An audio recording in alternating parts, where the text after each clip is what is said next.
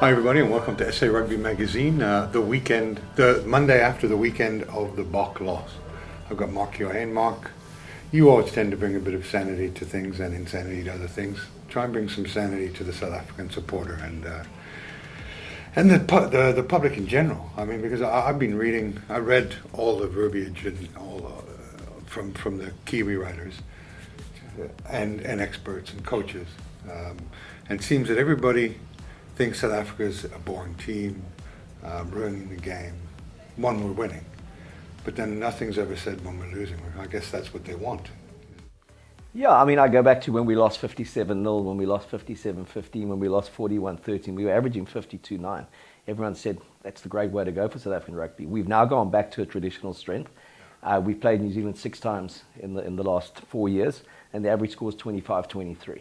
So we've got 1 win and a draw out of those 6. Could very easily have been 4 wins and a draw out of those 6. It's come down to the last kick of a game in several of those contests.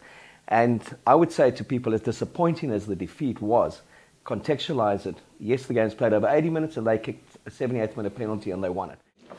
What's with the obsession, though, about,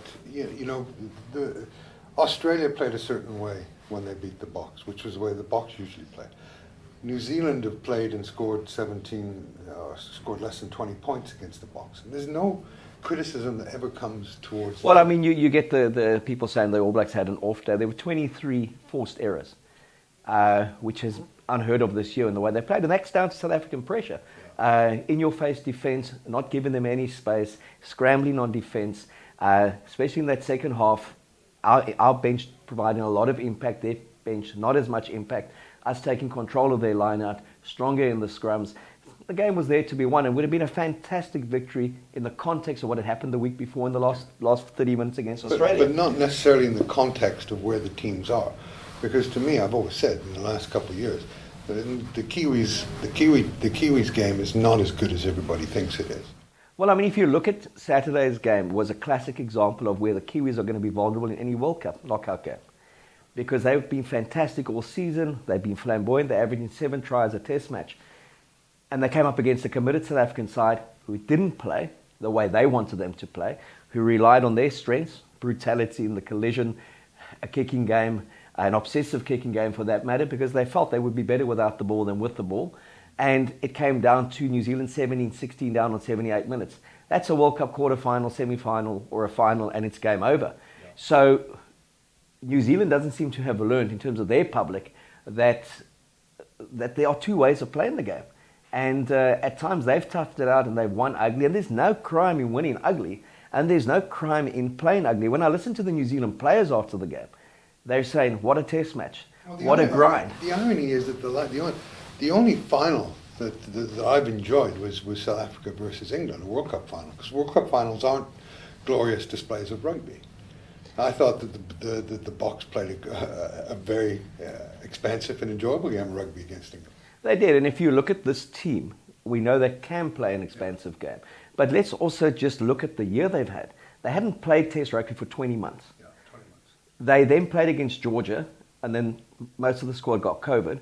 Then they went into the most emotionally and physically draining series against the British and Irish Lions. Which is the one they targeted.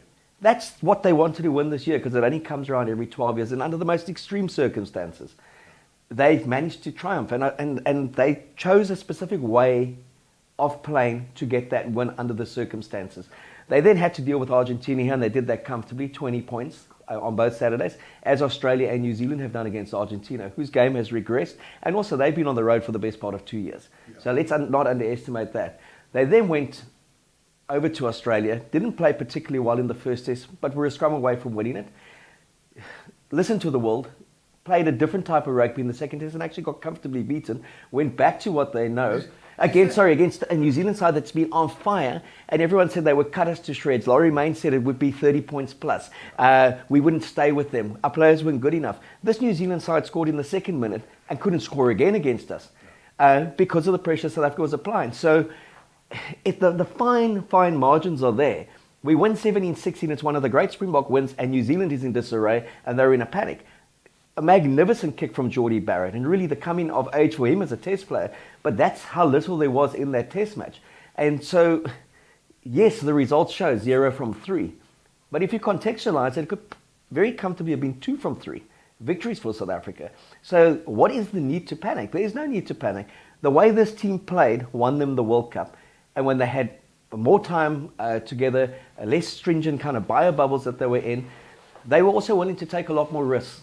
They've decided that a low-risk approach is the only way to actually get through this rugby championship with minimal damage done to their reputation. And they've pretty much done that, even though the world is screaming they're killing rugby and they're killing Bok rugby.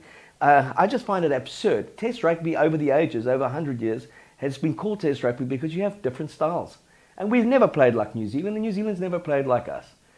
So, exactly, it's not in their DNA. So I just hope that Jacques Nienaber, the players, and Rassie can manage to kind of keep the noise out again this week and actually go and play a similar game plan, but just execute it better. Yeah. Because for me, the big thing was the lack of execution from Faf, Herschel Jantjies, and in those last 3-4 minutes, and Andre Pollard.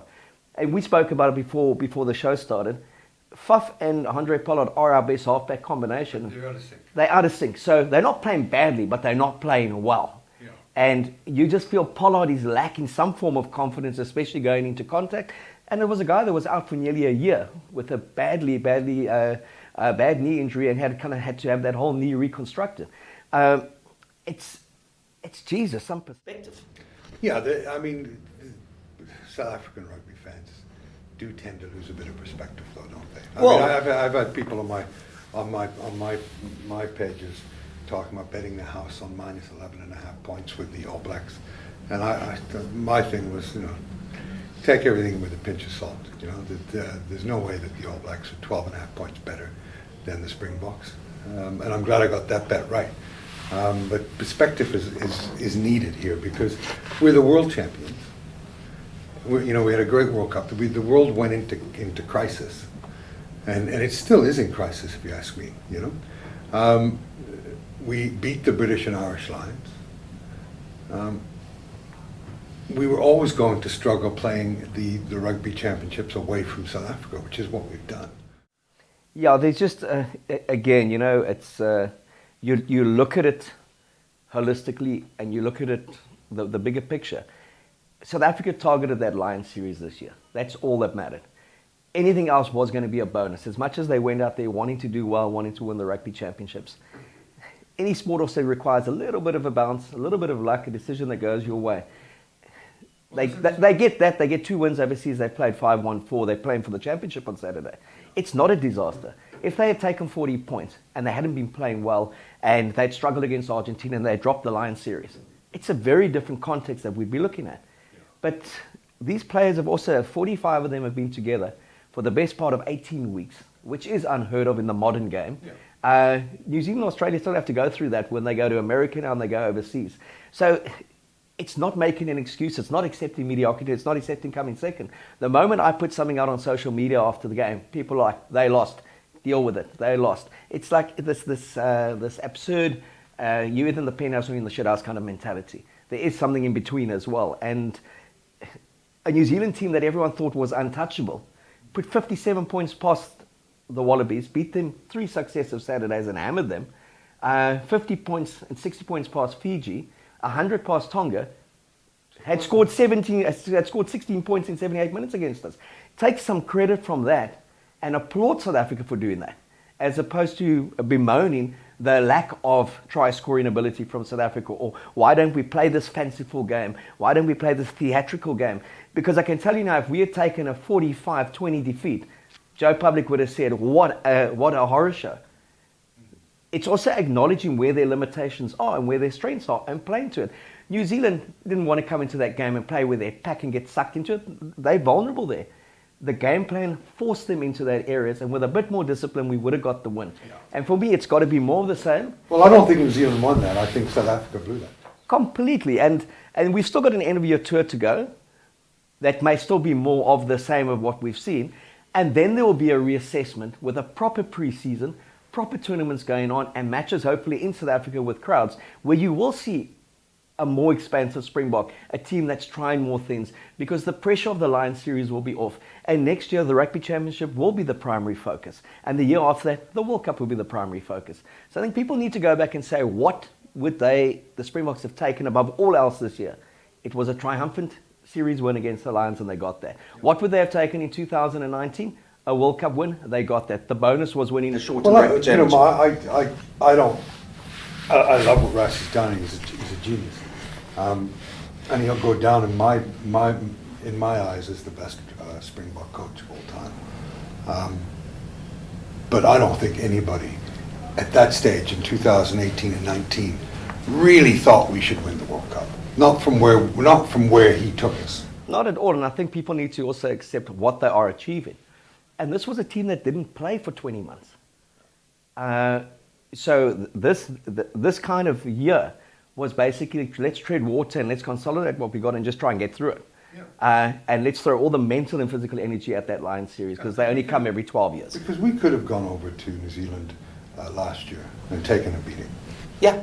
And what would that have done for the Lions series?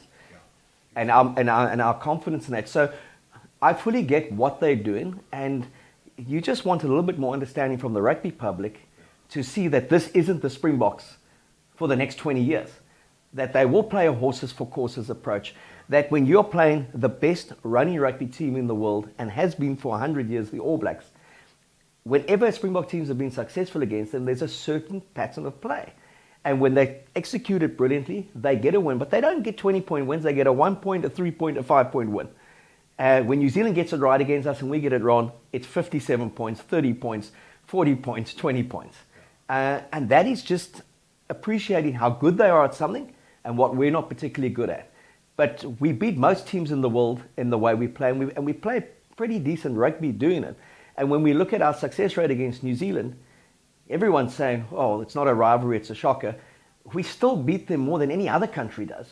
You look at an England that's won 8 out of 42 against them. The Lions have won 23% of the games. France has won 12 out of 61 against them. The rest have won under 10%. And Australia, marginally more than us, because they've played them 173 times and we've played them 100 times. So let's also give it to New Zealand that they have dominated world rugby for a long time. And in the McCall-Carter era, they were fantastic. Yet in those 9 matches, the average score was 27-18, and we lost a semi-final against probably the best New Zealand team ever, 2018 in 2015. So it's not again saying we're happy with coming second, but my God, we're not a bad rugby side. No. And applaud what they're doing as opposed to deriding it to satisfy a lot of people up north that, oh, is this how rugby should be played? The Springboks are not there to sell the game of rugby. They're there to potentially win, to try and win test matches or to give themselves the best chance.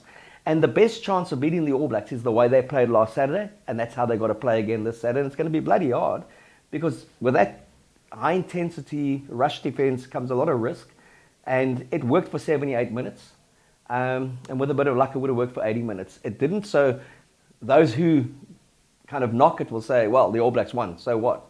I just thought it was an outstanding Springbok performance in how they came back, and we need more of the same this week. Yeah, the fans out there need to raise their level of intellect and understanding about rugby and teams. It's not an uber culture, the rugby team. You can't just call it and know exactly where it is all the time. I mean, there is a plan put in place. The plan was to win the British and Irish Lions series. They've done that. We celebrated it, and then the next, within another month, we're now saying what a shit team. Or the world, or our fans are saying that, and the world is criticizing the Boks for when they're successful, and saying that they're ruining world rugby. The only people ruining world rugby is world rugby. Yeah, who wants to change it every turn, who complicate it with their complex laws, who then don't follow that through with the absolute embracing of officials whose interpretation dictates so much. The mess is there. It's not with whether the box kick goes up. Watching the Leinster against Bulls game, Johnny Sexton stuck 2 up high into the air, 30 meters out from the Bulls line, and the commentator said, oh, he's done a South African thing. The Gary Owen was invented over there. Up and under, there she goes. You go there on a shitty night. Yeah. In the old days, you knew what you were getting if you were in the back 3. Yeah. And listening to the All Blacks straight after the game on All Black TV with one of the blokes, Brendan Aynor, went round with the cameras. And Geordie Barrett said, it was the biggest test of his life as a fullback. He says Faf de Klerk was kicking top spinners, off cutters, you name it. He said it was so hard to catch, and he's a brilliant executioner of that kind of that kind of kicking. And Ethan Blackadder, his first test against the Springboks, said it was everything he had heard that 100 years of rugby is, and that the body will be sore the next day. Ardie Savea said he just feels absolute relief that they've won the 100th test, and that the occasion was done justice by the intense and dramatic theatre that unfolded. Yes, the game wasn't a New Zealand-Australia spectacle of 55-35, but then which heavyweight clash ever is? When two of the biggest heavyweights go toe-to-toe, it's those battles to me, the Ivan Etzebeth, Brodie Retallick battle, the Lut de Jager battle, Ethan Blackadder on the ground, the fact that they could cut us up so easily through a hooker in the beginning, but then with their vaunted backs couldn't get anywhere near the end. Those are the nuances I took from that game as someone who absolutely loves rugby and appreciates that one team plays a certain way and the other one plays a certain way. And what you had appreciated about Australia was how their hand speed beat the Boks and beat that Bok defense a couple of weeks back. But the Bok things are based on one thing. The system is that you get yourself in a position and you make the tackle. And if you look at where we've struggled in all the games, if Faf is getting there, Franco Mostard's getting there, Andre Pollard is getting there, but they're slipping tackles, which they ordinarily haven't slipped. I mean, their tackling success rate has been 70%. It's normally up by 90%. And it's those fine margins. They made those tackles against the Lions. They didn't make them. Which sort of speaks to the mental strength or lack thereof on this 18-week tour. I just think something's amiss, and it's. Look, Rassie being in South Africa does have an impact. I mean, he is so massive in terms of his presence around that team. And that's not taking away anything from Jock Nienaber or the management team. The big boss isn't there. And that also shows. But for those players to have come out and played that 80 minutes, 18 weeks into a season, where they've just been in each other's company, I thought was a massive tribute to how mentally strong this team is. And not a disgraceful performance. And our rugby's in crisis. Our rugby is not in crisis. Laurie Main said we've hit rock bottom against this fabulous All Black team. But at 78 minutes, they were still behind. So what does that say about the All Blacks as opposed to what it says about the Springboks? So I just think, cut these guys some slack. Well, it's just, I mean, we've got to remember that before the McCall-Carter era, the All Blacks had only won the World Cup once. And, South Africa now won it 3 times, same as the All Blacks. And those are the things that count. You can't pick each year and each month as the defining moment of a rugby team. Defining moments come in 2019 when we won the World Cup, and that's a defining moment. Who would really give a shit if we'd won the championship? Who talks about rugby championship wins? No, they talk about World Cup's line series. Yeah.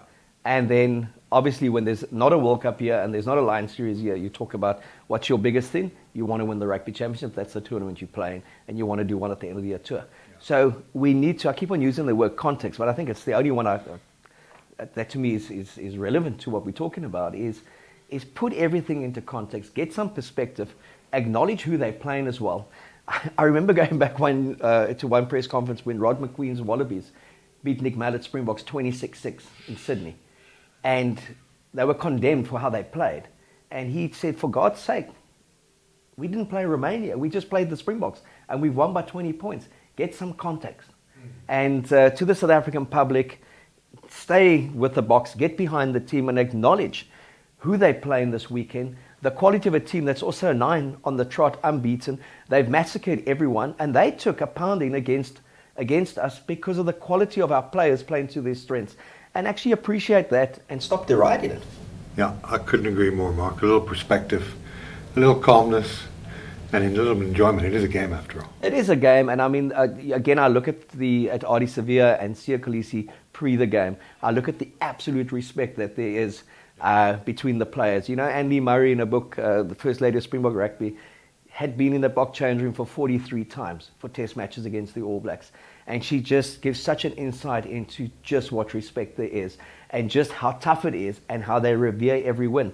Even, she tells the wonderful story of losing 57-0 at North Harbour Stadium, being in tears, They had to go across to that change room. They didn't want to. She said the All Blacks stopped their celebrations for that 15 minutes at the Boks were there. Steve Hansen gave her a beer. He said, you're too good not to get it right. It will get better. You'll be close at the World Cup. When they won it, they went into the World Awards the next night. He was the first that walked up, gave her a beer and said, what did I tell you? You guys deserved it. She said, so the Joe public doesn't see these kind of things, and that's why it's always close when those two teams play. And we lift in a way that we don't lift for anyone else, maybe a Lions or an England, in a World Cup final or a series, but that's it. When it comes to this game, our players feel they're defined by that, and the New Zealand players also walk away and think that is a test match as the ancient ones speak about, the old ones speak about, not as the modern day people speak about. What a great Bledisloe Cup game, spectacle, everyone wanted it. And we should enjoy the theatre that there was last Saturday, because for a 100th test, to go down to a 78th minute penalty and then a potential penalty on the 80th minute is exactly what the history of these two teams over 100 years, it played out the way it should have. Yeah, I agree. I just wish we had the 17 and they had the 16. Well, maybe next week. Anyway, we'll chat about that coming up in the week. But thanks, Mark. Thanks, Kev. Cheers.